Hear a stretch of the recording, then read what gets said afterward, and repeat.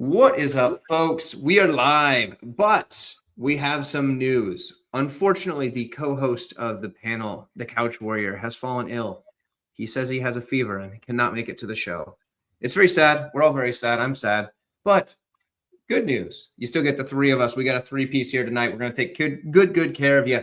We already got Grateful Dude in the chat. He's already looking forward to the card. Me too, man. Me too. And we've got a really good cast here tonight. A couple of guys that you might not know if you've only been checking out the YouTube stuff. If you're not, up and it all. We got a couple of guys that are kind of getting their feet wet or, building some channels, right? We got Steven's Picks. This is the second time he's been on the channel. He's now getting his YouTube channel started. He's currently going with the Instagram as the primary source. And we got Heat Override coming on for the first time on this channel as a guest. I'm going to pass it around to these gentlemen. They're going to give you their thoughts on the card, and then we'll start breaking down some fights. Steven, we'll start with you, brother. Yeah, stoked to be here. Looking forward to this card. It was last week there. It was a little disappointing with a few of those fights falling out. Overall, a lot of finishes there on the prelims. That was cool to see. Stoked for this fight. Some of those road to UFC fights are pretty interesting. Definitely intrigued to see how those play out. Just stoked to chop it up and hopefully make some cash with you guys. Heck yeah, man. Heat, what about you, brother? Yo, man, I am so excited about this card. Exactly what Steven just said right there. There were some finishes that should have happened, like Silva. Like, come on, man. You had that finish at the end, and you go surf it. All right, whatever. That's true. I'm looking at this card. There should be 8 finishes, 6 decisions, and that leaves a lot of action, a lot of chances to win some big money. And I think that's what we're going to do this week, right, gentlemen? I hope so. You bet. It's funny because last week I did miserable on my picks, but somehow edged out the tiniest profit.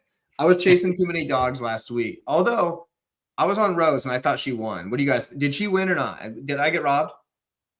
You got robbed. In my opinion, you got robbed. I thought Rose won that. I said it on my show last week. I thought she was like the DFS hero, like that edge, that enigma that could definitely have a chance to win that fight. And they took it from us, man. They took that fight from us, and I'm pretty sure there was another fight on that card that was called a little wrong, but we'll talk about that. Yeah, Rose definitely got robbed. She won the first 2 rounds clear in my book. She obviously lost the third, but she won the first 2 rounds clear. So but whatever. It is what it is. That's what happens when you go against what the UFC wants in a close decision, Yeah, I agree, man. Like, I'm a fan of both fighters for sure. Both are, excellent fighters. But yeah, I just took the over as a parlay piece as a bet. But I looked in live odds. Rose was minus 550 going into the start of round 3. So I mean, the books know what they're doing. So no, I think that was a robbery for sure. There we go. So at least in my heart, I know that I got one of the big underdogs correct, even though I got robbed on that. Because if I had gotten that one right, the night would have been very profitable. But it is what it is. Can't win them all.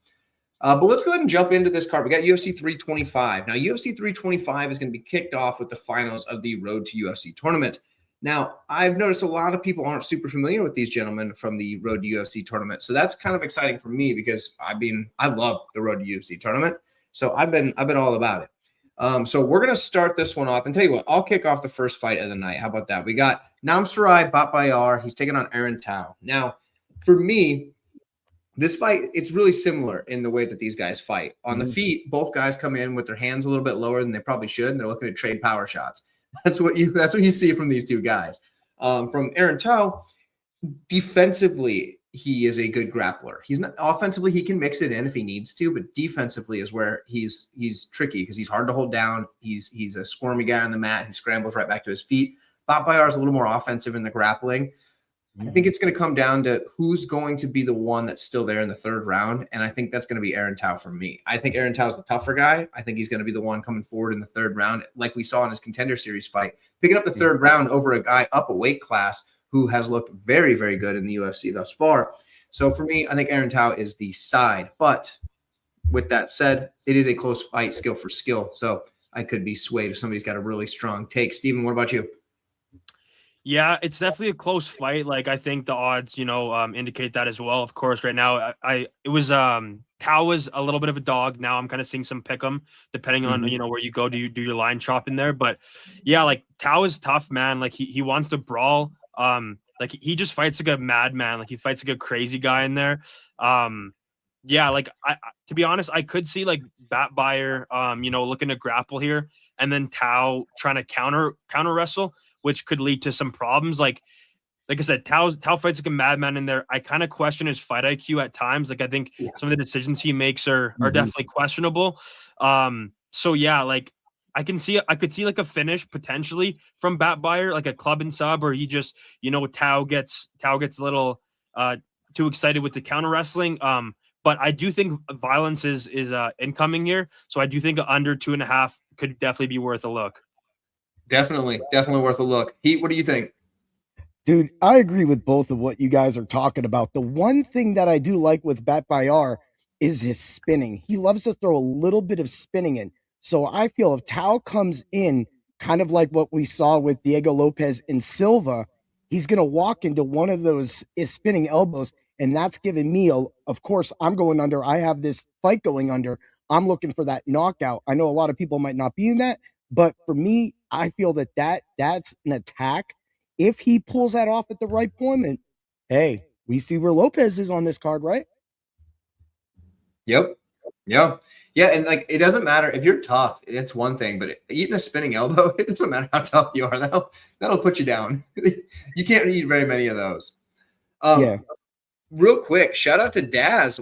This card is down under, and so is Daz. A little hometown action for. I guess I don't know if a hometown. I don't know, he's from Sydney, but I know he's from Australia. So Daz in the this is the local for you, brother.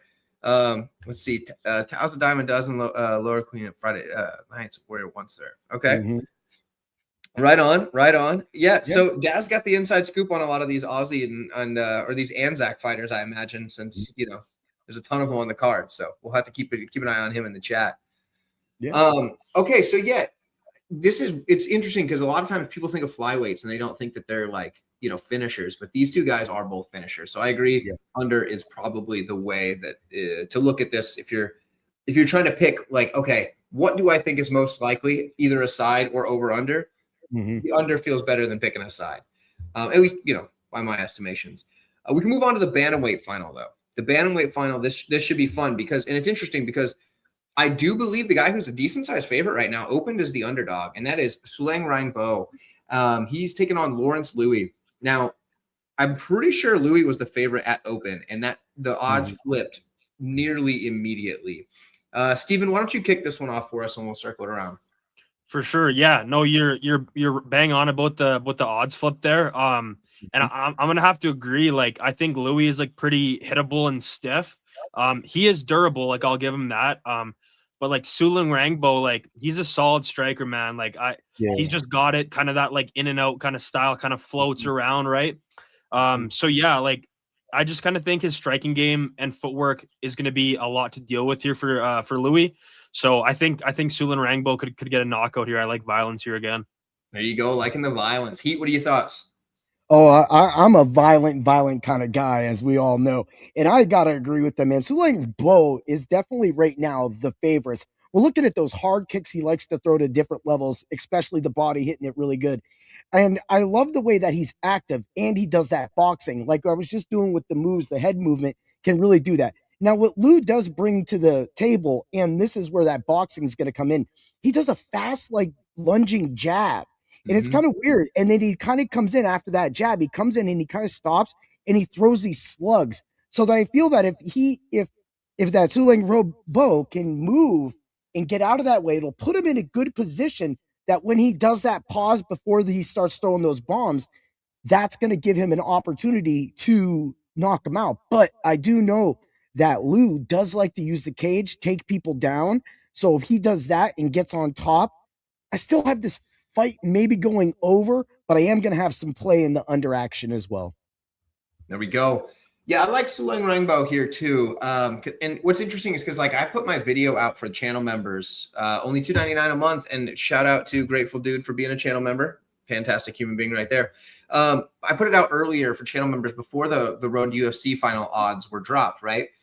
Because the rest of the card, the odds were out. I guess the Salkild fight wasn't either, but that's because I was late notice. But so I made all my predictions ahead of time, right? And when I saw that Louis opened as the favorite, I was like, okay, they're thinking the wrestling upside for him. And I see it. I understand that. I definitely do. I took Sulang Rangbo because I think he's the better striker. He's a cleaner striker. And I think he's going to look like the favorite when they're at striking range. But I definitely see a path for Louis, and that is get the fight to the cage, work his wrestling. Because we've seen Sulang Rangbo able to defend takedowns by using his range. The reason he's hard to take down, it's similar to like, I'm not going to compare him to a Sean O'Malley in skill level. That's obviously a big step up, but in style of defending takedowns by using your range to be the first line of defense, that's what he does really well. That's what Sean O'Malley typically does really well. Obviously, Merab was able to get in on him in there, but outside of that, he's usually pretty good at defending takedowns. It's a similar thing with Sulang Rangbo. But if you've got him up against the cage, same thing that happened to O'Malley. Once you get him up against the cage, it's harder to defend takedowns. For guys like that anyway, for guys that use their range. So that would be the path for Louis. I can see it, but I know that he's going to eat a lot of shots coming in. He just eats a lot of shots coming in anyway. So I sided with Sulang Rangbo. Unfortunately, did not get him at dog odds because I was not quick enough on the draw. And so now it's going to just have to be a pass because he's too big of a favorite for me to want to lay the juice on. But it is what it is. So there we go. Sulang is the side for me. We'll move on. We're up to the featherweight, and this one is one that has really confused the heck out of me. And this is the 145-pound matchup between Sebastian Cezale, I think is how you say that, and Kiichiro Nakamura. Very interesting fight. Why don't you kick this one off? All right, we got Kiichiro Nakamura. This guy loves to throw. He loves to get into nonstop action. He's going to be throwing haymakers the whole time. You go on the ground, he ain't going to get on top of you. He just wants to throw and slug the shit out of your head. I don't know if I can swear, but there's one where he gets it. And he goes, and that's going to get him into some bad positions. I feel that, like Sizzle, well, the way I say it, he loves to scraps, and it leads to graps. Also, he does combos, but it's his dirty boxing. When he gets in, he tries to work it. Now, I know Nakamura is going to be coming over the top, but the way Sizzle likes to rush in, use his attacking, get close, grab, drop, that's going to be the end of Nakamura. But if he can slip him when he's popping in and gets him under thing, I think he's going to rain down at least 15 punches that could end this fight early. Fair enough. Fair enough.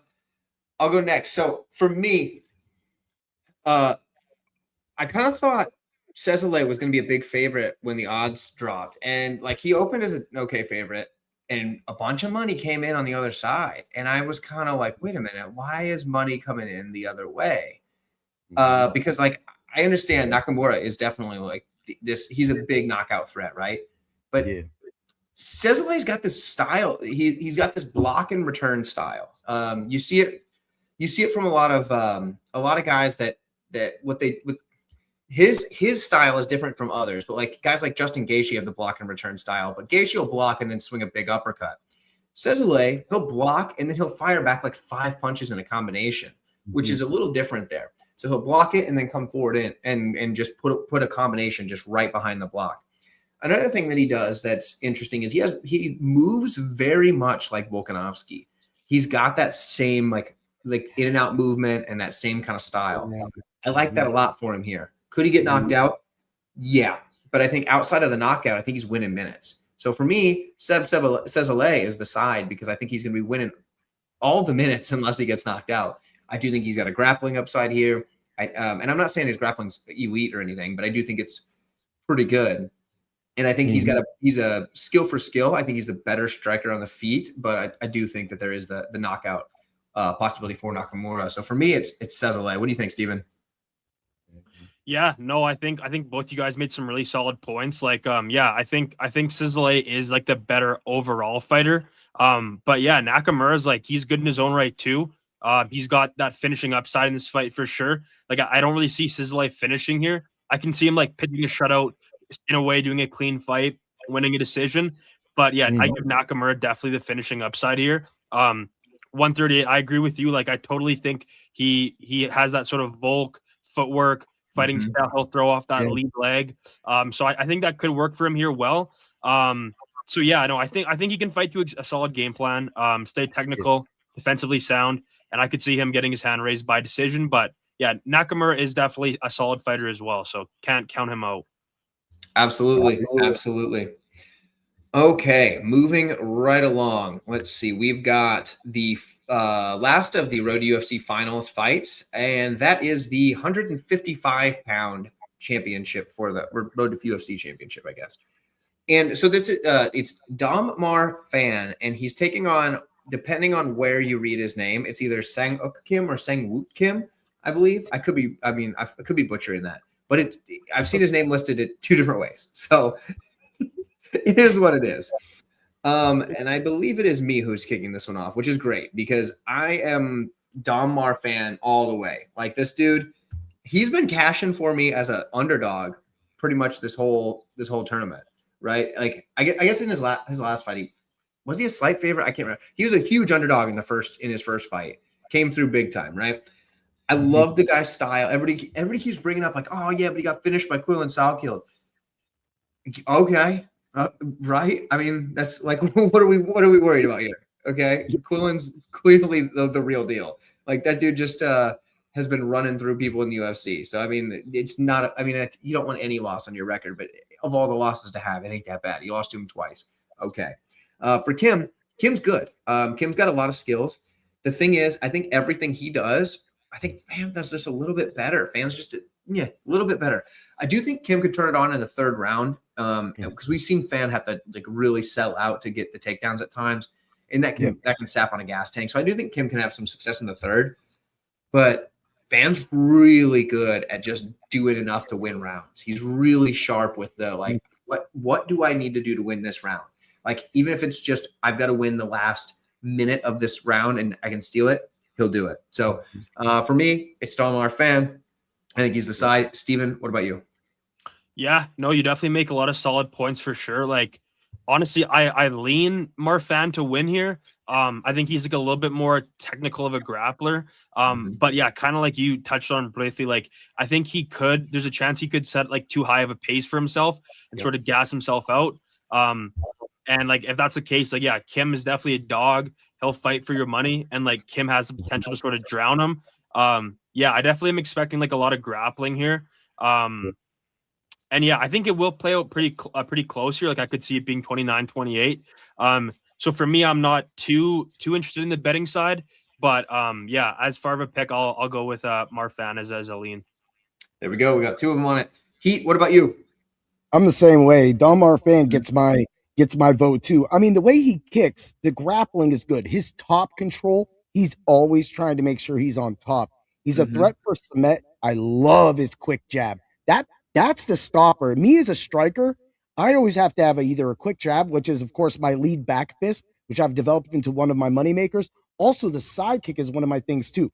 He also uses the cage, and that's a nice thing. What I like about Kim, though, is that he shoots, and he relentlessly shoots. He just goes for it. And then he tries to use sweeps to kind of take his people down. But for me, I think that if he overextends, that's going to lead into a top control position for Marfan. And I think the feints, because if you didn't catch on some of the video, Kim throws feints. So when he throws that feints, if that aggressiveness of Marfan, or maybe he kicks and the feint is there, the kick's going to come up. He's going to go like this. It's going to leave some part of his face wide open. If he pulls up, he's going to get rushed by Marfan. And that's what I feel. This fight I have going over. I'd like to see an under, but I'll probably just throw like maybe a half a unit or a quarter of a unit on some wild stuff and then get up on out of there. Because I think right now when I looked at this fight, knockouts 440, sub is plus 230. I mean, what do you do?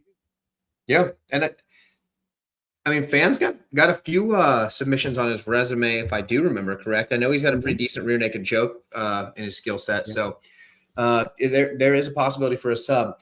So now that we've wrapped up just like the road to UFC portion, this is something I wanted to mention. And I know you're a bit of a DFS guy as well. Yeah.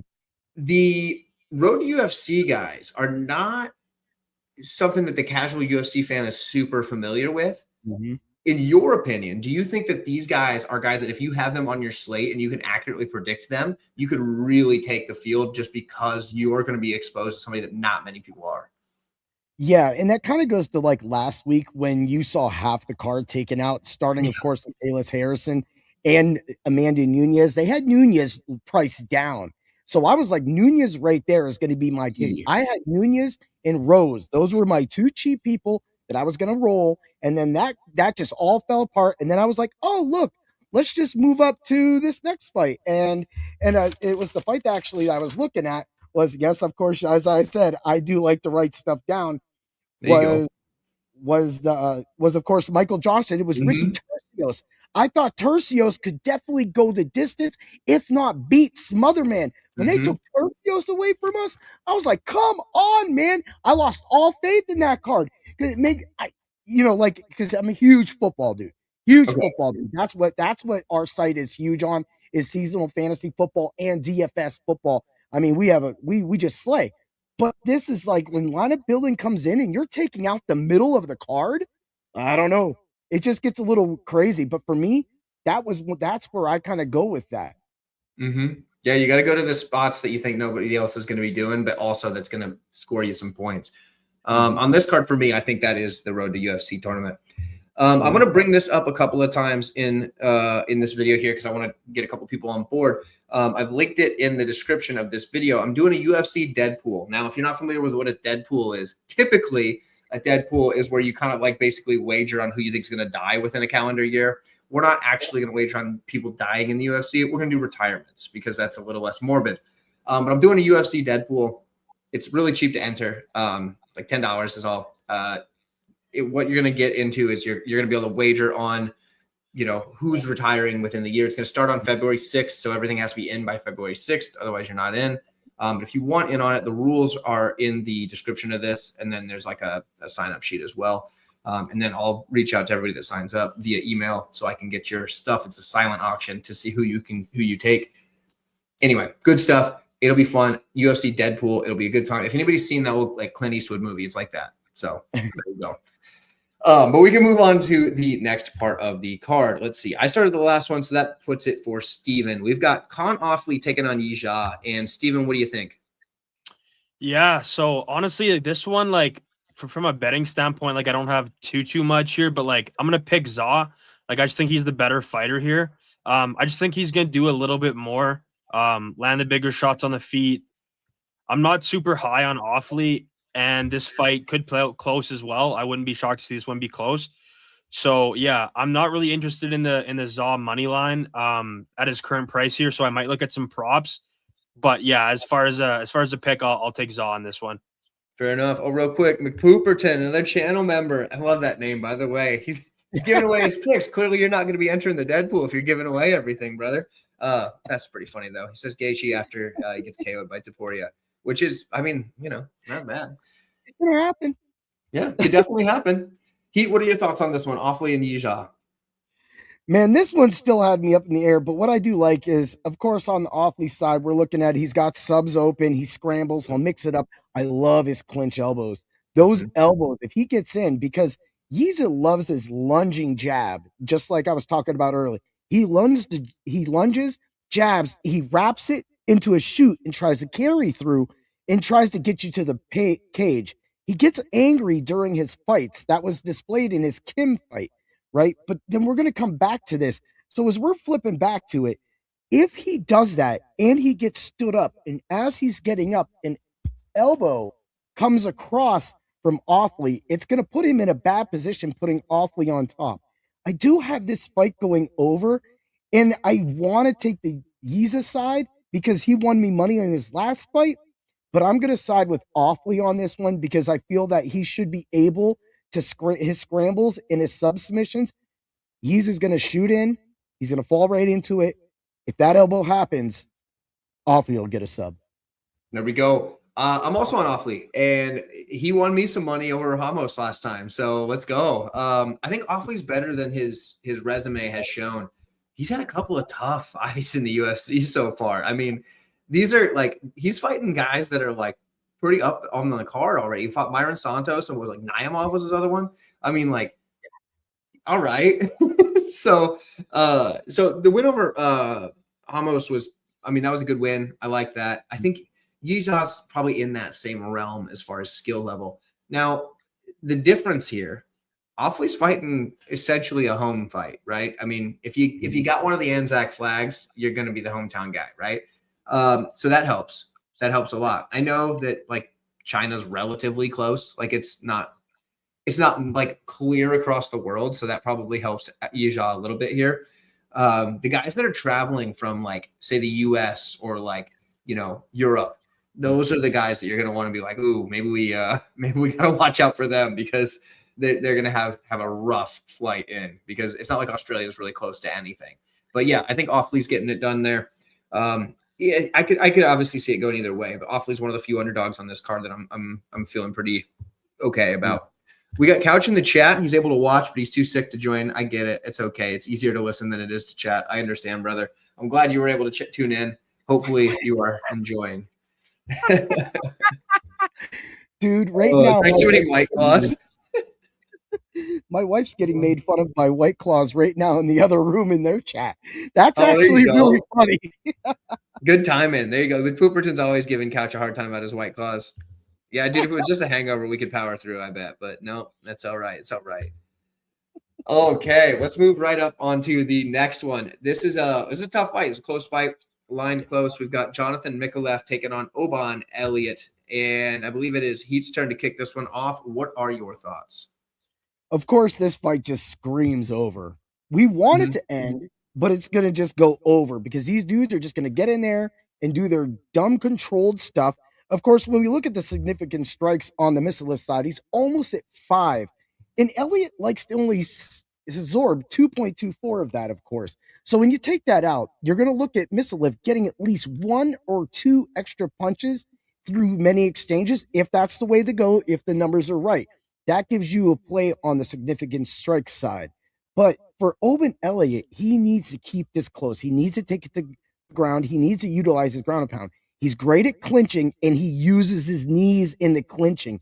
He needs, because Mikulev, he is still unproven. Even though we've seen him get 2 knockouts and 3 subs, and he has a chance at the sub of Elliott, I'm going to take Mikulev.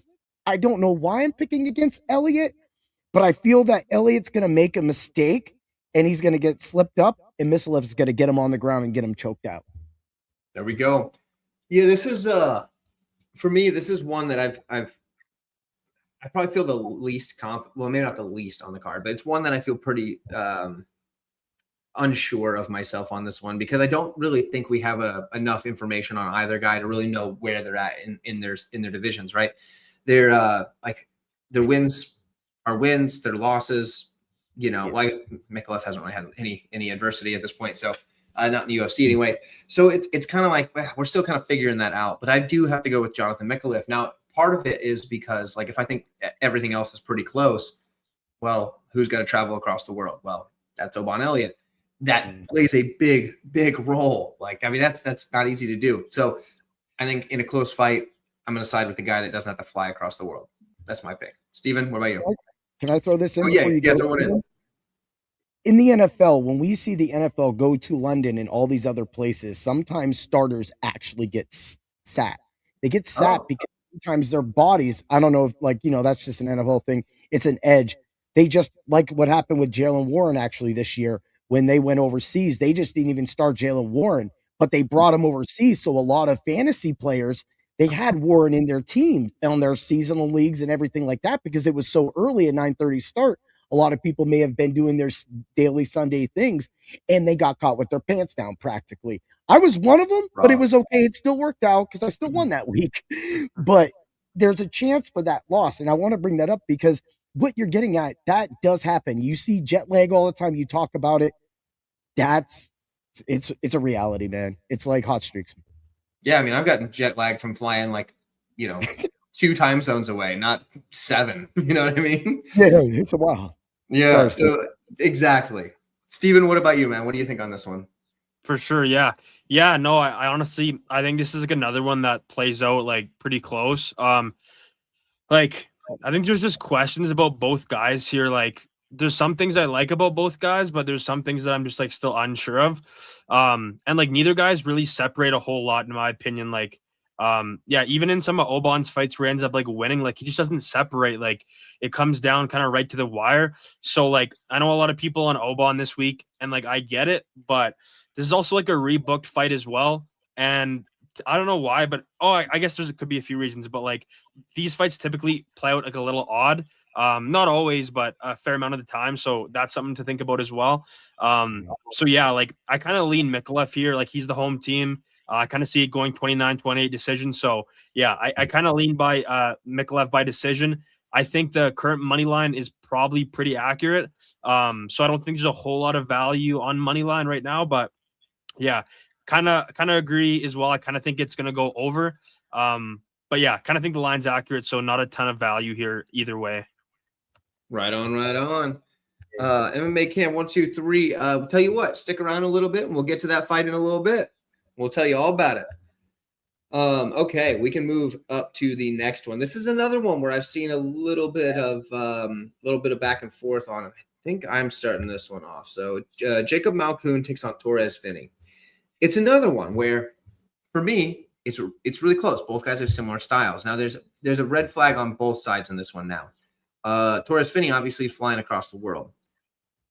Malkoun, dude's been out with a back surgery, and that's not what you want to see. So it's really tough for me. The reason I sided with Malkoun is because a lot of times we see wrestler versus wrestler, it cancels out.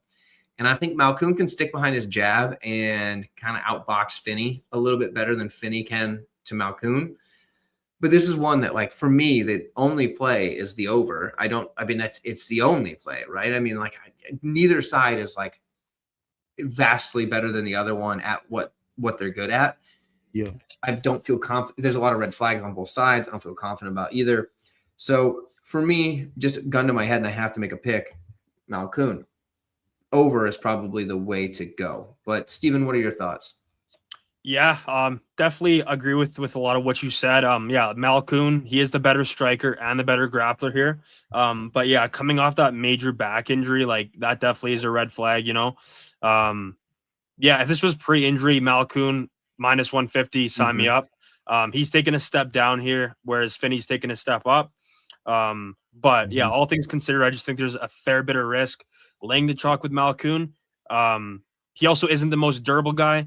Not that Finney's striking is anything to write home about, but yeah, just from what we've seen, you know, Finney has a lot of holes in his game. His top control isn't great. His cardio also isn't great. And when he does get takedowns, go watch that Valentin fight. Doesn't do a whole lot with them. So yeah, I do think Finney going to train with DC's team full time. I do like that move. I think that's a good career move for him. But yeah, I think Malkoun's the rightful favorite here. I think the line is about right. But yeah, I'm not sure I want to be the one holding the minus 150 ticket when this fight starts. So I might look at some props here.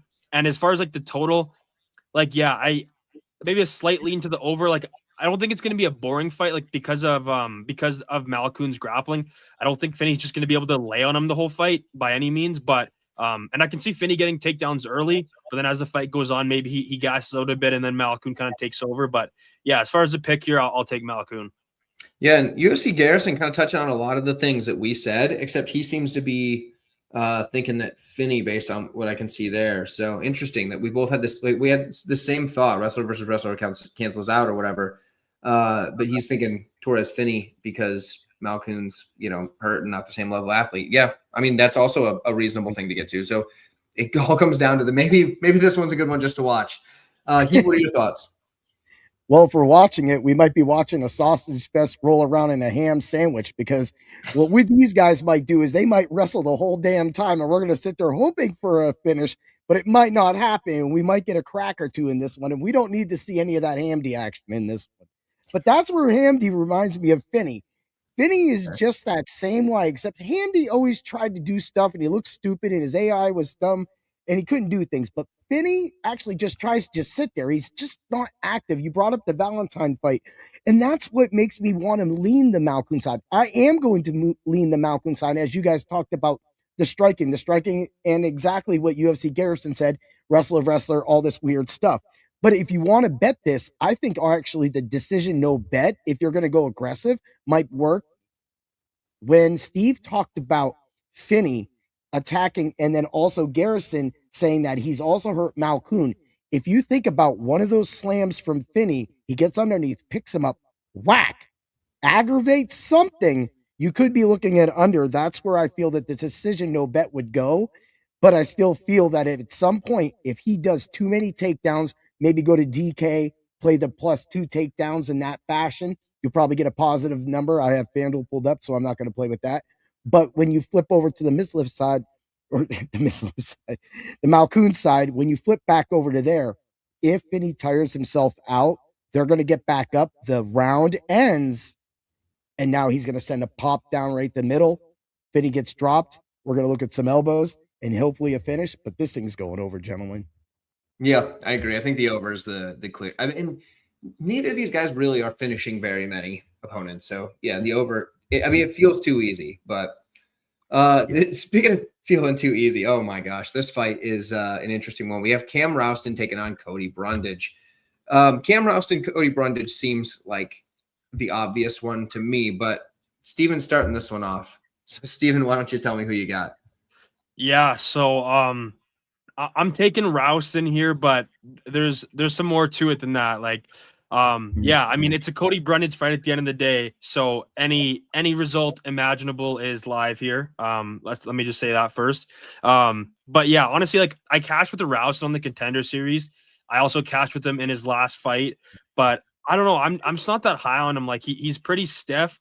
I honestly think like the Battle Draft is like a excellent nickname. I think that suits him. And yeah, like I think eventually at some point in the UFC, people will realize that like he isn't all that. Like, but I don't know exactly when. I don't know if it'll be this fight. I mean, it's possible, but I don't know. I'm gonna pick him here, but yeah, the fight is super volatile, of course, right? Like I mentioned with Brundage, but and I'm not a big Brundage believer. I watched that McConaughey fight, and I actually thought he won, but that was definitely a bit of a head scratcher for sure. So yeah, I know some people taking a dog shot on Brundage here. I know some people looking at round 1 Brundage fights, or round 1 props. Typically, when he wins, it is a round 1 bonk. So I think that could be worth a sprinkle potentially, but yeah, no, I'm gonna pick Rouston here, but the money line is just too wide. I don't want to get involved. I don't want to parlay him either, just because I'm not super high on him. So I might look at some props here. But yeah, I'm not interested on the money line side of him. Fair enough. Heat, what do you got on this one? Dude, this is like if you took the Tasmanian Devil and you put the most demented Roadrunner together and you just smashed them in the middle and you could see what happens. Of course, the Tasmanian Devil is going to be the guy from near Tasmania, whatever you want to call it, Cam Rouston. That's going to be my pick. This dude's relentless energy is just going to take it right down Brundage's face. Brundage is one of those guys that every once in a while, when he gets a flurry thrown at him, he backs up. And if he backs up, that's where Cam's going to go in for the kill. But as Steven was talking about a lot of the plays and bets in situation you want to go, they have the Cam Rouston knockouts and subs very low. Of course, first round stuff. But the Cody Brundage decision no bet at +260 is solid money, because if for some reason this goes the distance or something dumb happens, then you'll get your money back or you'll get that Brundage money. But overall, I'm going to be playing knockout sub on the Rouston side, because that right there is a -195. Also, I feel that over 1.5 rounds they're trying to play this at is sneaky as well too, even though we think that this isn't going to get out of the first round. But we saw last week, like Atiba Gautier, he knocked dude 3 times down, and somehow we got a full fight, and that was annoying. But for me, Rouston, Brundage, this is one fight that Brundage is finally going to feel the pain, and Rouston's going to bring. There we go. There we go. Sounds like Daz is looking for the sub. So hopefully it's a sub for our boy Daz down here. Now, for me, yeah, Roston is the obvious side for me. It's again, Brundage has to fly all the way across the darn world. He's already expressed that he doesn't like doing that. He's said that in interviews before that he doesn't want to do that. Like he does not want to go clear over to Sydney, Australia. He don't want to do that. So he's doing this because he's a company guy, right? The UFC's asking him to do it, and they're like, "Hey, look, dude, we probably should have cut you a long time ago. You got to do us this favor here." And he's like, all right, I'll do it. I'll fly over to Sydney, Australia, and I'll go out there and I'll do my darn thing. They want to get Cam Roston over. He's looked pretty good thus far. Beat Petrowski, which say what you will about Petrowski. I would say he's probably a little bit better than Brundage at this point, even though I am notoriously a Petrowski hater. So I will say that Petrowski's probably more of a puzzle to solve than Brundage. So yeah, for me, it's got to be Roston. I mean, it was the easiest like click on the card for me is Cam Roston. So money line's fine even where it's at. I think at this point, UFC Garrison says Fade Factory X Fighters. Interesting. I wonder why. I would love to hear some more on your thoughts on that, Garrison. If you would drop that in the chat, that'd be sick. Because I'm not really like across the board, I don't really know. I don't really have a good vibe for whether or not that's a good plan or not. So if you could drop some more info, that'd be cool. Let's move on to the next one. This is an interesting one as well. My goodness. Okay, let's see. We got Heat kicking this off. It's going to be Junior Tafa taking on Billy Elikana. Heat, what are your thoughts on this crazy matchup? Tafa, Tofu, it's all the same. It's going either you like it or you don't. And this man's don't like it is exactly the grapple game of his thing. Tafa's going to go in there, of course, as everybody knows, and try to wham-bunction punch Elikana to the next level. Unfortunately, what he's going to do is he's going to get Elikana doing those little pops that he does. And then I like it when Elikana again steps to the side because I feel that Tafa is going to be too aggressive when he comes through. That right there is not only going to lead to a side clinch or a back clinch, but also a clip right across the jaw if he hits it right. I like Elikana's activity as well too as towards Tafa's. So for me, when I'm leaning, I'm going the Elikana side. I have this going under, and I have Elikana. Unfortunately, it's a negative. It's a negative 135 for knockout and submission on Elikana. But at the same time, I mean, his decision no bet's a negative 260. If you play both of those, you'll win money if it goes under, and you'll get your money back if it happens to go over. But I mean, when you look across the rest of the thing, they have the knockout for this fight at a plus 120. So you're going to give me all these negatives. There might be a submission thing, but I feel a knockout is happening in this. I agree. I think it's definitely possible. I do kind of lean sub for Billy, and this is weird because this is one of the few times I'm taking the guy flying across the world to win. It's mostly just because I don't think Tafa is an MMA fighter. He's a all right kickboxer that is fighting MMA now.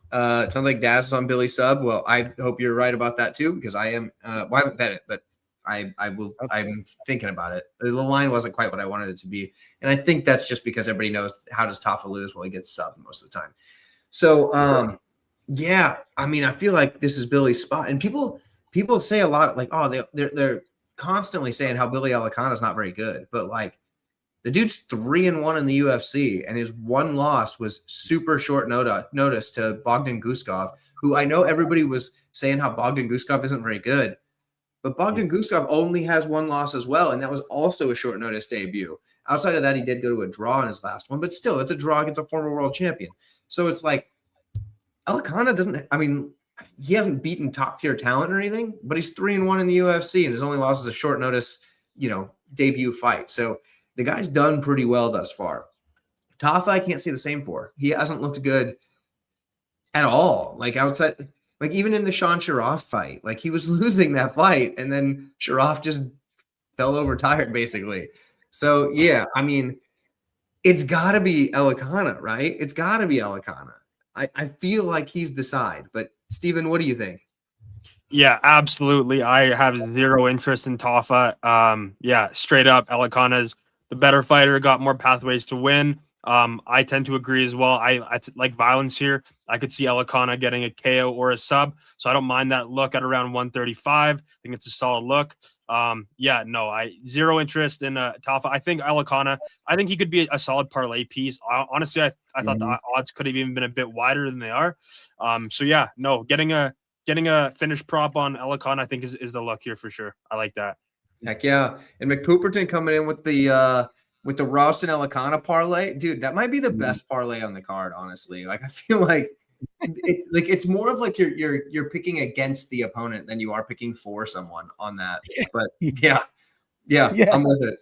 Yeah, that's a solid parlay, I think. Let's see. We got Silent Stray saying top tier. I forgot what the thumbnail looks like actually. Is it pretty cool? I don't remember what I did. Or is he joking with me? I threw it together this morning at like, I don't know, like 6 this morning, 7 this morning, something like that. So I don't really remember what the heck I did. But thank you. I appreciate that. Mind Freak in the chat. What's up, dude? Good to see you. Hey, just stumbled in. Perfect. You're just in time. We're getting through some of the fights. We haven't hit any of the main events, nothing like that. I guess now is a good time for me to bring up the Deadpool because we've got a few more people jumping in the chat. Doing a UFC Deadpool. If you're not familiar with what a Deadpool is, typically, like in general, a Deadpool, you basically wager on who you think is going to die within a calendar year. We're not going to wager on who's going to die in the UFC. We're going to go for retirements because it's a little less morbid. The link's in the description to the rules and to the sign-up sheet if you want to do it. It's a fun little thing. It's $10. It's not much, but it's a fun little game. I'm not going to be participating. I'll just be running the game because that would not be fair if I ran it and also participated. I feel like there's too many red flags there. So, but if anybody wants to do it, check that out. I think it'd be a little fun thing to do. We did bingo last year. Shout out John Newquist, my guy. He actually won bingo last year, so got himself a nice little prize. I sent it to him the other day. So, yeah. So this year, instead of bingo, we're doing a Deadpool. Anyway, we can move right along to the next one. And we have the most recent fight that was added to the card. Let's see. Who is starting this one off? Let's see.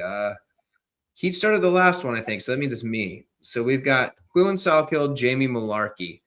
Real quick, shout out right there. We got Steelers in the chat, channel member. Another one of the channel members. Guys, it's only $2.99 a month to be a channel member. And you can get my UFC Vegas 113 breakdown. It's out today for channel members. You guys can see that already way early. So, but let's talk about this fight. Quillen Salkill versus Jamie Malarkey. And it's essentially how fast do we think Quillen Salkill gets Jamie Malarkey out of there? Because this dude has just been getting through there like he's paid, like he's not getting paid by the hour at all. This dude is just flying through competition right now.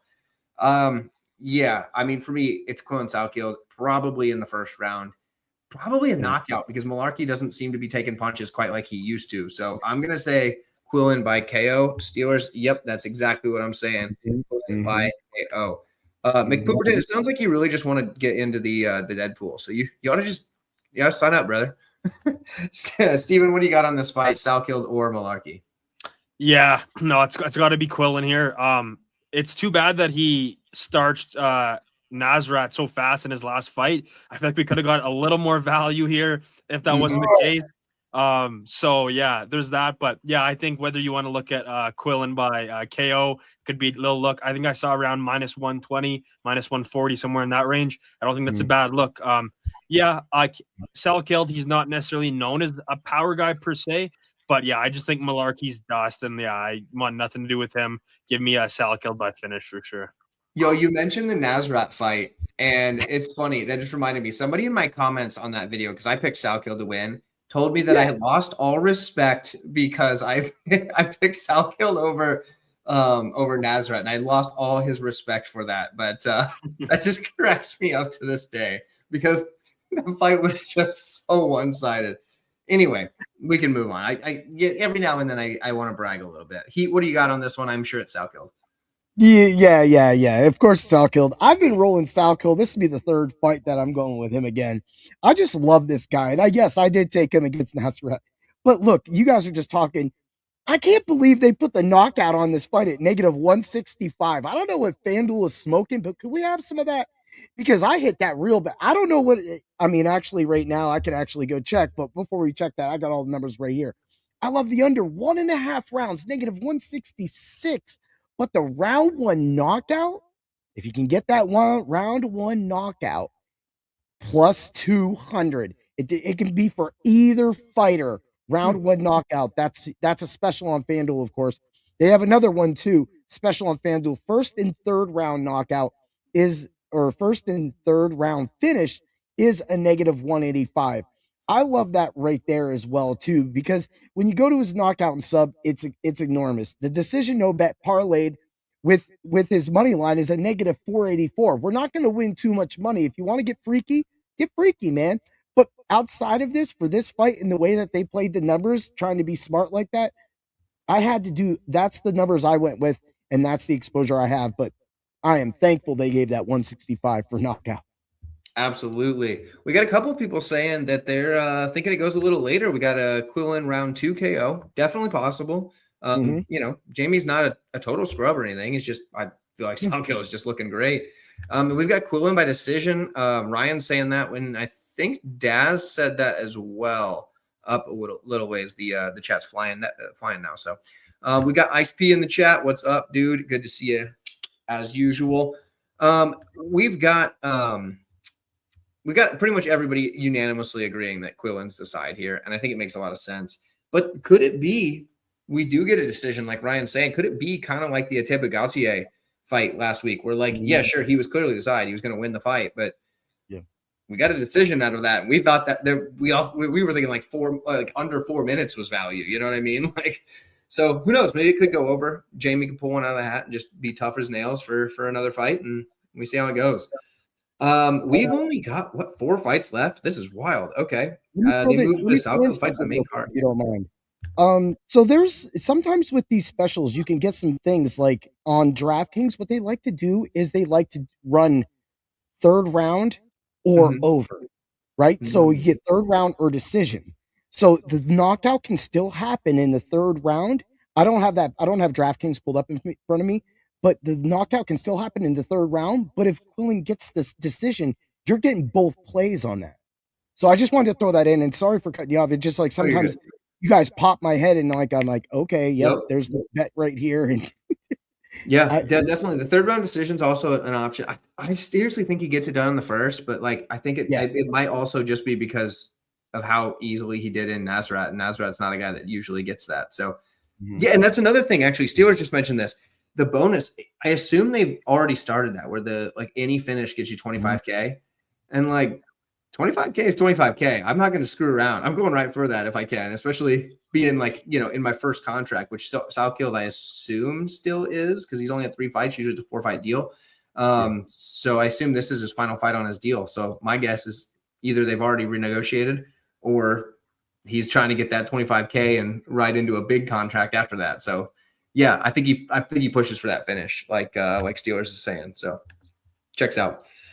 We can move on. 4 fights left. We are flying, guys. I mean, that's what happens when you got a 3-piece instead of a 4. So it makes sense. Let's see. I started the last one, so Steven is up first on this one. We got Tai Tuivasa, Taliesin Teixeira. I am sure glad I'm not starting this one off. This is a doozy. Steven, what do you think? Yeah, definitely an interesting one for sure. Yeah, I mean, for me here, it's got to be Teixeira. Like we just don't know. We just don't know enough about Tuivasa. Like him being off for so long, him being on a 5-fight losing streak. There's just a lot of unknowns here. Be completely honest, I'm not that high on Teixeira. I think his fight IQ is definitely questionable. He leaves that chin up in the air. Obviously, he's got like a freakish build, super tall, good striking, good knees, that kind of thing. Athletic, but yeah, I don't know. I just can't do it with Tai here. Yeah, not a fight I'm super interested in from a betting standpoint, but I'd take Teixeira here as the pick. Heck yeah, dude. Heck yeah. Shout out Anita jumping in the chat. What's up? Good to see you. Good to see you. Heat, you are up next. What are your thoughts on Taliesin versus Tai? Well, we know we're getting violence with this one, and even with the under at 1.5 at negative 270, we're going to still find value in this play. Of course, the knockout and sub is a negative 250 on FanDuel for Teixeira.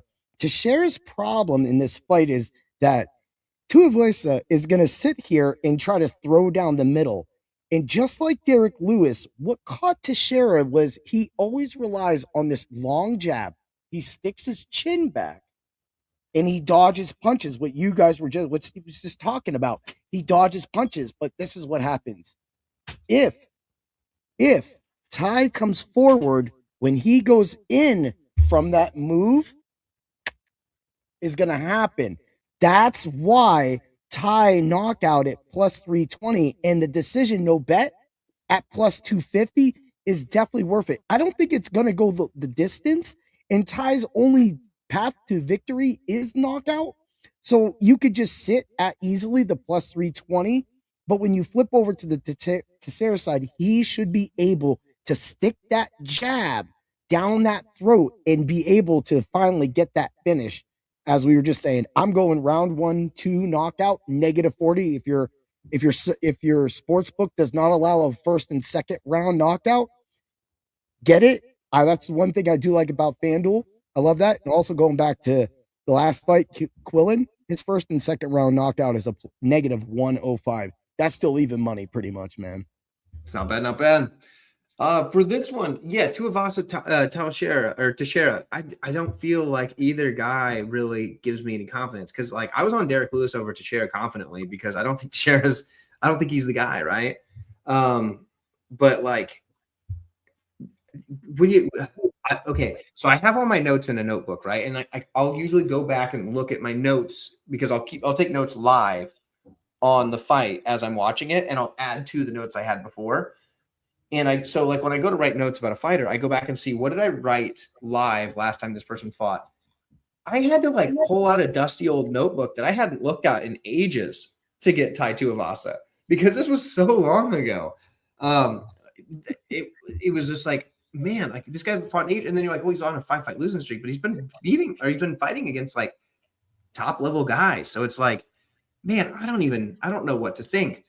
Like if this was Tuivasa, midway through his, losing streak or whatever, easy, but like it's not. And I don't know where he's at. And is he just like, you know what? I could use some more money right now. They're coming down to Sydney. I might as well take some cash. Or is he like, you know what? I'm ready to get back into this. I'm dedicating myself type of thing. I don't know. I'm taking Teixeira as kind of a cop-out pick because like I feel like you will look real silly being the person picking Tai Tuivasa if he goes out there and you're like, oh, this guy hasn't trained a day since he stopped fighting. Okay, great. Whereas like if you pick Teixeira as a big favorite, you're like, yeah, me and everybody else. It's kind of like a cop-out pick on my part, really. But I'm staying so far away from this fight. I want nothing to do with this. I could see this being a sloppy goes to decision type of fight. Who knows? Like, who knows what's going on? So, yeah, Frank says that Tuivasa is going to need to amputate a leg to make 260. It looks like he's dropped some weight, thankfully. But, yeah, I mean, dude was huge for a bit there. Like, he was massive, and not in a good way. He was massive as in, like, dude had way too many barbecues to attend. You know what I mean? Like, not a good sign. So, yeah, this fight definitely has me not feeling great about a pick. It's by far my least confident. Yeah. We can move on. We got a Strikers Delight next. Rafael Fiziev taking on Mauricio Ruffy, and I believe Heat is kicking this one off. What are your thoughts between the two strikers? Ooh-wee, do we have a candidate for fight of the night right here? Of course, Volk versus Lopez is probably going to be fight of the night. But man, Fiziev and Ruffy going distance with the slugging that these two dudes do, I don't see how it doesn't go down. Man, when I was looking at the knockout at plus 155 and then the no distance at plus 122, it just got me going. Then I looked over at the points, and the points was positive. I was like, wait a minute, you gonna give me a Striker's Delight with positives all over the field? These are the fights that break the sports book. And I'll tell you why. Fiziev can easily take this to the ground, wrestled exactly what he did in his last match to get that win. At the same time, Ruffy was exposed, as everybody across the whole internet knows Ruffy was exposed. He was so exposed, he had to leave the Fighting Nerds. He said, I need better training, other training. I got to get out of here. So I'm going to do that. But however, this was one of the hardest fights for me to pick because I do love Ruffy. And I love Fiziev. Fiziev actually trained one of our big MMA guys when he was a lot smaller. So he has an affinity to Fiziev, and he was one of the guys that he would talk to, and had brought Fiziev up to me in the first time. And then that's when Fiziev fought Gaethje. So when I looked at this fight, I say the way that this can happen and the way I like it is I like a Rafa sub and a roofie knockout special bet on that plus 260. I do feel that if there's a chance that Fiziev gets a knockout late, the second, third round knockout at plus 1,000 gives me a little money on some stuff that could happen. The fact that his decision no bet is a plus 134. If you think that Fiziev has no way of winning this fight, but a striker's hit, then just play that, goes decision, get your money back. I'm not going to give away all 80 of my bets for these 5 fights. But yes, I have 80 fights, 80 bets on these 5 fights that we've been talking about right here. Right. But I love the roofie first and second round knockout as well, too, because he has a chip on his shoulder. You left your team to go find better striking and to find a better ground game. But the fact that they put his bet at plus 420, gentlemen, we're going to smoke that bet. But I got Fiziev winning this fight. All right. So I've always been kind of a Fiziev hater. I don't know why. Like I don't know why. I have no idea. It's just there. So I keep picking against him. I don't think I've ever picked Fiziev to win a fight.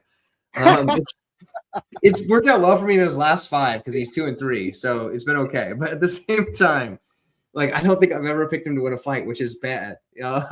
Like I mean, I haven't been making videos for his whole career in the UFC, but like let's scroll back a little bit here and see what's so I started making videos before his Dos Anjos fight, I believe. No, after his Dos Anjos fight. So I didn't even have that one on there. So that's good. Okay, so yeah, I'm doing great. I've only had his last 4 fights on my since I've been making videos. So I've got one wrong and 3 right. So that's been great. I haven't picked him once. I picked Gamrot, Gaethje over him, and then I picked Bob Mundes. I'm pretty sure I picked Dos Anjos over him, even though I didn't have a channel at the time. But either way, yeah. I mean, I guess I might as well not start now. I'll take Roofie, but I don't feel great about it. And if there's any truth to what Garrison is saying in that Fiziev is actually hurt, then that'll be interesting. He says that if you listen to the interview that he did with UFC News from yesterday, he spills the beans on his health status at the 150 mark. Okay, I'm checking that out actually right after we're done with this because that could be good to know. And if that's the case, yeah, definitely gives me some confidence there. Does that give you any sway on your pick? Regardless, the bets I'm going to have, because everything's in the positive, you're going to make money on this fight no matter which way you go, honestly. I mean, but yes, if there is an injury, I'm going to go listen to that as well, too. I mean, it goes back. I still love both these guys. That will be something that sways. But again, I'm just going to be making money. They're both positives, both money line distance, yes, money line distance, no. Everything leads to positive for this money. You can play everything, and whatever happens, as long as you play it right, you're going to win some money. There you go. Steven, what are your thoughts on this fight? Yeah, I definitely agree that, this should be a good fight. Strikers delight. Yeah, like both guys were solid. Yeah, Fiziev could look to grapple a little bit here. Not 100% sure if he will, but he definitely can. Especially after seeing Huffy in his last fight there. Yeah, I kind of lean to the Huffy side a little bit, but it's definitely a close fight. I kind of like this fight to go the distance. Like I don't know, I kind of just see it being a tough striking fight back and forth, and both guys are landing some shots, taking some shots, that kind of thing, and then I could see it going to a close decision. So yeah, kind of like Huffy, but I'm definitely going to look at some props, like decision props over, that kind of thing. Yeah. Excellent. Yeah, I think this one could sneak over. I really do. So I'm with you there. And now we're going to talk about already the co-main event of the evening, Dan Hooker versus Benoit Saint-Denis. And I believe it was MMA Cam that was asking about this one. So if you're still in the chat, my friend, we're here for you. Let's see. I believe this is my turn to kick it off. Yeah, I think the line might be a little bit wide, but I think Benoit Saint-Denis wins. So that's the problem, because I don't like it's not like it was like super recent. In fight terms, it was super recent because there hasn't been that many cards, but like it was like November when Hooker fought last. But that, I mean, he took a lot of damage in that fight, and now he's turning around fighting here again. Now, Santini didn't fight that long ago either, but his fight lasted, what, 16 seconds? So chances are he didn't take very much damage at all in that fight. So there's that. I think Santini can get the takedowns, rinse and repeat, because Hooker's takedown defense isn't very good, but he does get back up. It's one of those things where Hooker could absolutely win this fight by doing more damage, by just getting back up from the takedowns, and just being that absolute dog that he is. But Benoit Saint-Denis is not like a wimp either. Like, despite what you might think of the French, Saint-Denis is pretty good. Like, he's the type of guy that can come forward and just take shots. Like we saw that against Zaleski in his short notice debut. The dude can take a punch. So I think he's going to be able to eat whatever Hooker's throwing at him, and it's going to come down to who's going to be stealing the rounds. And I've got to slightly lean Benoit, but at the line, it's like, it's not good for me. I'm staying away from the line. So, yeah, it's a pass fight. It's a fun fight, though, and I'm absolutely looking forward to watch this one as a fan.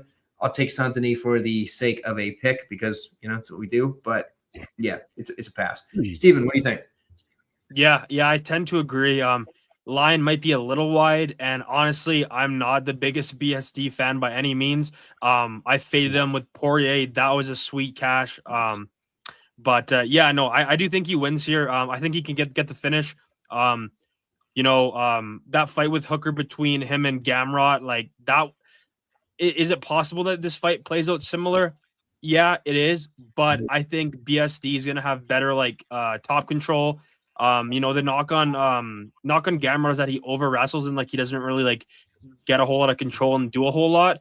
And I just think BSC is a little bit different. I think if and when he does get the takedowns, he's going to look to rain some elbows from top, look for some submissions, that kind of thing. So yeah, I do like BSD to win here, and I think he gets a finish, but line is a bit wide. So yeah, maybe try to look at some props here. Absolutely. Pete, what are your thoughts? Oh man, looking at the props is what makes this fight so much better. I'm doing BSD all the way. This dude just comes in swinging. And it's like when I was watching a lot of the video again, it's like Steve was just saying, you don't want to like the guy, but you're like, yo, dude, he's out there at least giving it his effort. He's trying to tap you. He's trying to knock you out. He's trying to be an entertaining fighter. He's not sitting on people. He's not doing all this stuff. He's trying to actually do. And it gets me thinking, he keeps winning like this. It could lead to an eventual title shot. But when I looked at the numbers, I saw the knockout was plus 210. That's all Hooker can do is just knock out. So I'm playing the knockout plus 210 because that's easy money. The knockout and sub for BSD being negative 130, again, criminal. First and second round knockout, BSD plus 550? Plus 550? Dan Hooker has been beaten relentlessly for the last 5 matches. He has put up nothing. His face is beat up. Sarukian had a problem with for a minute until he wrapped his ass up. But I will say, there's just something about this fight that says, does Hooker win? Is this just one of those fights that just everybody gets wrong? And if you feel that way, Hooker decision no bet plus 280, love it. In his first and second round knockout, because after that, he ain't lasting past that. First and second round knockout is plus 800. Let's not put units on those. Let's do half units. You'll return any money that you put on that side. But luckily, they gave us some positive money on the BSD side. And BSD is going to cash us out in the first round. Third minute, round 1. Any fighter wins, plus 950. Let's get it, gentlemen. Heck yeah, brother. You mentioned that Hooker has just been taking a beating, and it kind of just clicked to me, and this might age me a bit here, but to me, Dan Hooker is like the real life embodiment of Brad Pitt's character Tyler Durden in the Fight Club movie, where he's just getting beat up and he's got the blood and he's talking to Lou or whatever, and it's oh gosh, and they're in the basement. That's Dan Hooker right there. If they remake that movie, Dan Hooker needs to be the new Tyler Durden. I love it. I mean, right? It seems that way. I'm jumping on that. Man. We need that. It's a good movie, by the way. Anybody that hasn't watched it, it's a good movie. If you're one of them youngins that didn't grow up with it, that's okay. You can go check it out. It's worth it. Fight Club and that whole movie, of course, that's why that got my little name right here. There you go. Fight Club in 7 for me with Mhm. Pitt. Dude, You can't get better than those classic. two files being so close together. Two of the better movies, actually, probably his two best movies, I would say. Seriously. And Yeah. Fight Club's weird because it's one of the few movies that's better than the book. Like, the book's good, but like I've read the book and I've watched the movie. It's the ending for me, and I'm not going to spoil the ending for anybody that hasn't seen it, but the ending is better in the movie than the book. So, Okay. at least I I've think never so. read the book.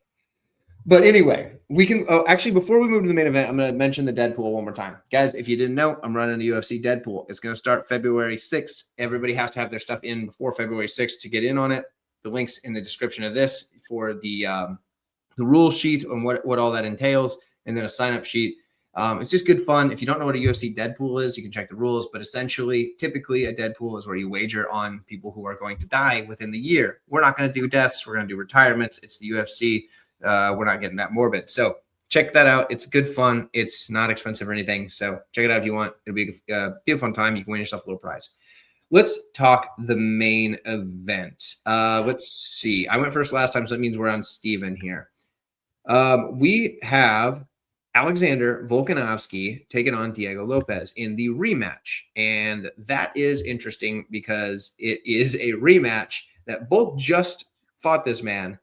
Diego's had to win another one to get back to it, but it feels like it just kind of got like, yeah, let's put them back at it because whatever. But Steven, what do you think about this main event? And first, tell me who you think's gonna win and all that stuff, but also tell me, do you think that this was the right fight for this division? Because a lot of people don't think so. All right, so I'll start off by saying I'm a huge Diego Lopez fan. Actually, wearing the shirt right now. Dream, believe, make it happen. So I'm a big Diego fan. But no, to keep it real, I honestly thought it was going to be either like Murphy, Evloev. Yeah, I thought it was probably going to be one of those two. Or I think if John Silva would have beat Diego, I think he could have got the shot as well. So it's kind of between those three. So yeah, no, honestly, like I get people saying that they would have rather seen another fight. Or like Volk fans saying, yeah, for Volk's legacy, I would have rather have him beat the undefeated Russian and Evloev or Murphy. I totally get that, and I tend to agree. However, that being said, dream, believe, and make it happen. The first time I was on Diego, and honestly, like he basically got schooled. In the second round, he had that big knockdown. And I thought that was it. I did. But obviously Volk got up and yeah, pretty much won 4 rounds to 1. I think that was pretty 3-2 maybe, but Volk won clearly. So yeah, I think a sneaky way to play this is you can go like Diego decision no bet around like 120-ish range, and then you could potentially sprinkle Volk decision as well. So if it does go to decision, I mean, could Diego win a decision? Possible, but not likely. I think if it goes to decision, that means it's a Volk fight.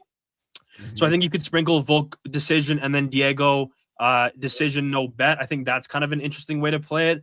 And I just think like in the first fight, Diego, he was having a hard time like finding Volk. Like I was sitting there kind of frustrated, like, man, like I know he's got the skills, but he just wasn't finding them. And if a few of those punches, if those instead of the looping hooks, if those turn into more straight shots, I think he finds Volk and cracks him a few more times. So I think if Diego tweaks his game plan a little bit here, I think he can get it done and get a finish. But it's Volk's also, one of the greatest of all time, period. So I wouldn't be shocked at all if Volk fought another smart fight and won a decision. And typically with rematches, it doesn't go the exact same way as the first time. But yeah, I think Diego has a good shot to get a finish, but Volk could also win on the scorecards once again. Fair enough. Heat, what are your thoughts? I gotta agree with him. I went Lopez last time. I just love the intensity that he was going to bring. I know that the mountain that he would have to climb was Alexander the Great Volkanovski. Unfortunately for Lopez, I thought that what he did wrong was his stance. If you go back and watch that first fight, he was too wide trying to come down to Volk's stance at first. So that allowed Volk to get a lot of leg kicks and lead to a lot of leg kicks for him.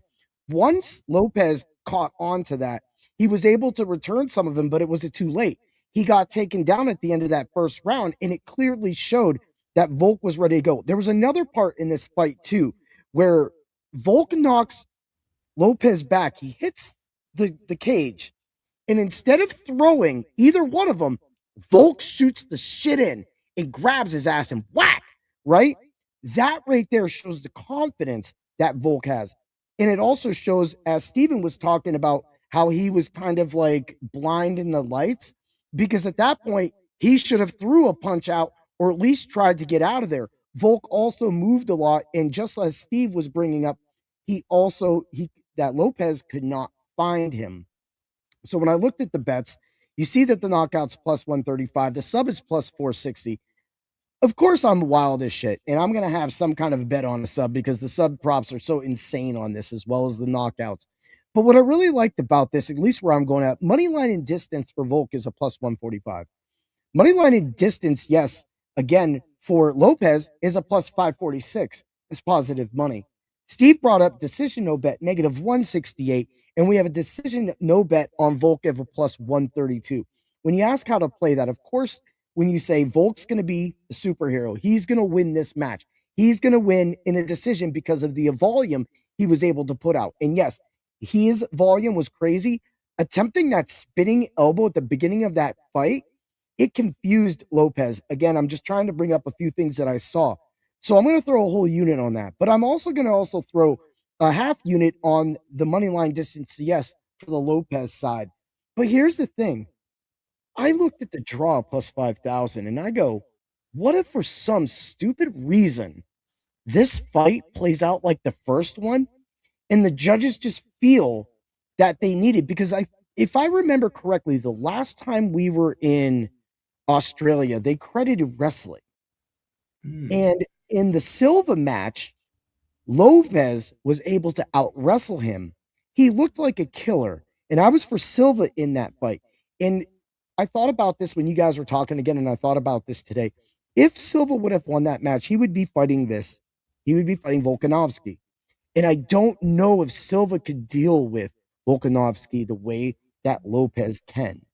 So for me, I feel that if Lopez is going to do it, as we were talking about, Steve was talking about with that second round fade, if you want to be safe, first, second, third round knockout plus 390, I love it. That's a nice little play. Also, knockout and points on the Diego Lopez side, plus 175. His knockout subs plus 175 too, if you want to go that. If you feel, because for some reason I just have that this fight could go under, 3, 4, 5 knockout for Volkanovski's a plus 1,000. I'm willing to take that shot because everything I'm playing is practically in the positive. We just have to play it right. So we're going to play quarter bets on the big ones. We're going to play a full bet on the champ, and we're going to do the half bet on the challenger, but we're going to hope that the challenger knocks out the champ and takes what he should have taken last time, and that is the title. There we go. We got 2 people for Lopez. Interesting stuff here because this match has already happened, and he didn't get it the first time, but rematches don't usually go the exact same. Grimy shouting out the poster behind me. Dude, that happens a lot. It's really funny.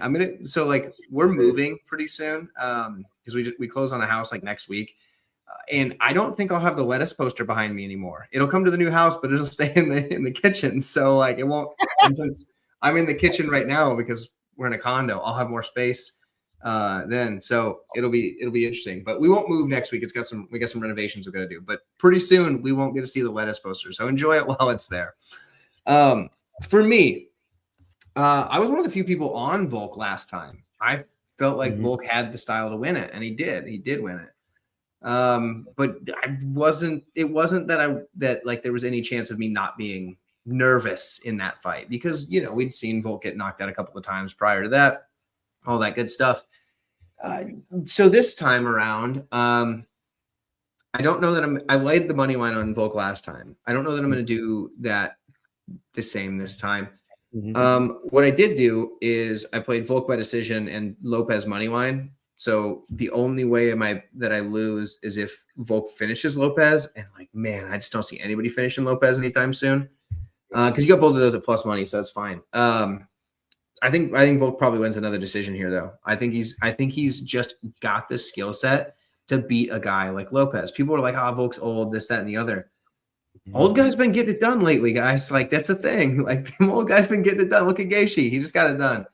But also, like, you know, Volk's the type of guy that he's just got that style that's so hard to beat. You have to get him out of there. And you're not going to sub the man. I mean, if Ortega couldn't sub him when he had him in 2 of the deepest submissions I think I've ever seen somebody in and not get submitted, I mean, I think Volk's not getting sub. I just don't think he's getting sub. No. Akachev couldn't sub him. Like, I think you got to knock him out. So I guess if you're going to play Lopez, I think the knockout is the side. I don't think he can win a decision over Volk. Volk's just, I mean, because he'd have to drop him in every round. And I feel like if you drop him in every round, you probably knocked him out at that point. I mean, that's like big knockdowns. Like, you know what I mean? So I gotta say Volk wins the decision here, but I also won't be surprised if this is the time Volk gets knocked out. I mean, he's been knocked out twice? Well, more than twice, but twice in the UFC. He got knocked out once at like welterweight or something, like on the regional scene, which is pretty crazy. But either way, yeah, I gotta take Volk. I think he's gonna be the win in the minutes, and I typically side with the minute winners, and I think that's what we're gonna get. So I'll be the one Volk picker here. Plus, dude's fighting down under. So there we go. We gotta go with the hometown guy. So you guys both looked at the things. Did you guys look at the knockdowns for these fights? In that they have the knockdowns ranked pretty well. Really? On DK, so on DK, 1 knockdown's -165. That's for either fighter. Right? Either fighter, 165. Both guys got knocked down last time. Exactly. That happened. 2 knockdowns is +330. So we could just play. We don't even need the knockout at this point. We just need knockdowns. Just give me knockdowns from either fighter. And if you go, I will say this, I'll save the sauce. If you go to the Lopez side, because he did get those knockdowns on him, that's all positive. It's all positive. One's positive. It's just keep feeding. So for me, if you don't want to actually take a side, you could just play something like the Volk takedown, because again, as I said, that pause goes in. He's going to grab him again. That can definitely happen if you want to play the takedowns, but I love the knockdowns. I think the knockdowns is an easy money line. I think somebody gets knocked down over 5 rounds. I do think so. The only thing that makes me nervous, because you said that was on DK, right? FanDuel. Okay, so I played the the fantasy tournament thingies on DK or whatever, right? And sometimes I'll be watching them and I'm like, oh, okay, my guy just got a knockdown there. Sweet, that should be 10 more points or whatever. And then you look at the stats afterwards and they didn't score the knockdowns for him. And I'm like, he hit him and he fell down. What more do you want? Like, that's a knockdown. So that's the only thing that makes me worry about those type of props, is that, like, I feel like they just rip you off. Same with the significant strikes. Who's counting these significant strikes? I don't think they've ever counted them right in a single UFC fight. Like, this is insane. Except for maybe the Jorge Masvidal Ben Askren fight. They probably got that one right, because it was just like one. Unfortunately, it was just one. I'm a big Askren fan, so they bloated Roval versus Van, right? Yeah, I'm sure. I mean, they just never get them right. They'll just, like, I just don't know who's counting these things. Or like, and they, like, on the feet, every strike that lands is supposed to be considered significant. But then it's like, okay, sometimes they count punches that hit the arms as landed, and then sometimes they count punches that hits the arm as not landed. And then they're like, okay, well, strikes on the ground is up to interpretation. And it's like, whose interpretation on any given night? How do you decide what's significant, what is? It's such a, like, I just hate those type of things, because they just can't give us any sort of, like, I need something concrete here if I'm going to be betting on this. So, dude, you just explained the half empty, half full glass theory that the NFL uses for catches in the NFL. There you go. Like, it's the same thing. You're like, what are we looking at here? I don't know. That looks like a catch. Hell no, that ain't. Next day it happens, it's a catch. It's whatever you get, whatever ref and whatever scoring. And that just went back to, like I was saying, about like the way that they credited the takedowns in Australia last time. And you brought up DK. DK gives 5 points for takedowns. Yep. I mean, you could score too many points if you get a wrestler that gets a lot of takedowns, even in a loss. It's one of those things. So that's where, like, Torres Finney goes the distance. He gets 3, 4, 5 takedowns, a few punches. You could be looking at 30, 40 in a loss, maybe 60, 70 in a win. Dude, a couple years ago, Cody Durden was just like the slate breaker every time because he would just get like 12, 13 takedowns or something like that. Yeah. So yeah, that he was like, and he was always just like a slight underdog, and you're like, win or lose, dude's getting 100 take, well, not 100 take, but like dude's going out there and getting like 10, 15 takedowns every single time. So I know what you mean. They score you pretty good on the takedowns. Yeah. But all right, boys, we went through the whole card. We've done it all. Let's go ahead and kind of tell everybody what we got going on, where they can find you. We'll kind of go around and do all that stuff, and then I'll see us on out of here. We'll just keep it the same order. Steven, why don't you tell everybody where they can find you, and we will wrap it up. Yeah, just got the YouTube going here. I believe it'll be in the description. Yeah, we're gonna get some content going soon here. You can find me on Instagram as well at Stevens Picks. I'm also got a new channel or a page as well, Stevens Picks MMA. Yeah, if you want to get some bets on like football, basketball, boxing, LFA, all that kind of stuff. Yeah, check me out on Instagram at Stevens Picks, and yeah, we can hook you up on all sorts of on all different kinds of bets, that kind of thing. So yeah, check me out there. Heck yeah, brother. Heat, what do you got? What's all the stuff? Where can they find you? All right. Well, mostly you can find a lot of my content at Dr. Roto. Of course, you can go to drroto.com. You can find Bring the Pain or Heat Override, as I have it written down on my thing. If you follow those paths, you will find me. Unfortunately, because at Dr. Roto, we are a site, so there is a paywall, but there's a lot of free content, my UFC rankings, my WWE rankings, things like that. That's just the bread of the butter of the industry and what we got going on. But all the podcasts are free. And I do the Fight Club of Pain that was going to air. It's going to air tomorrow. My partner had an unfortunate thing happen to him today, so we're gonna film tomorrow. So you can find the Fight Club of Pain as well as that too. That show focuses practically on finishes in fight theory. That's kind of what we kind of go at for that. But if you find all that, that's where you'll find me. I write articles. I handle all defense at Dr. Roto. So if you play seasonal fantasy or if your daily fantasy, say you're feeling a little behind and you need a simulator. Actually, I have a simulator. Before we get out of here, let's talk about DFS Heroes Simulator. They roll on DK, Volk, BSD, Nakamura, Kim, Teixeira, and Finney. That's theirs. I also, specifically for this show, I was going to bring the Parlay of Pain because I did not, and because that's for the show specific. I felt like I needed to bring 2 parlays for this show. We're going to go no distance parlay. Let's go, guys. Let's go. We're going Batty Bar, no distance. Sizzle, no distance. BSD, no distance. FanDuel, plus 241. If you want violence, let's get some violence. Don't ask me, but I want some. Finney, no distance. Salkid, under 1.5 rounds. And Elikana, sub knockout, plus 552. This is what we do. I probably put 200-300 bets in a week because when you're in this industry, you're in this industry and you'll love it. There you go, brother. Everybody check out these gentlemen when you get the chance.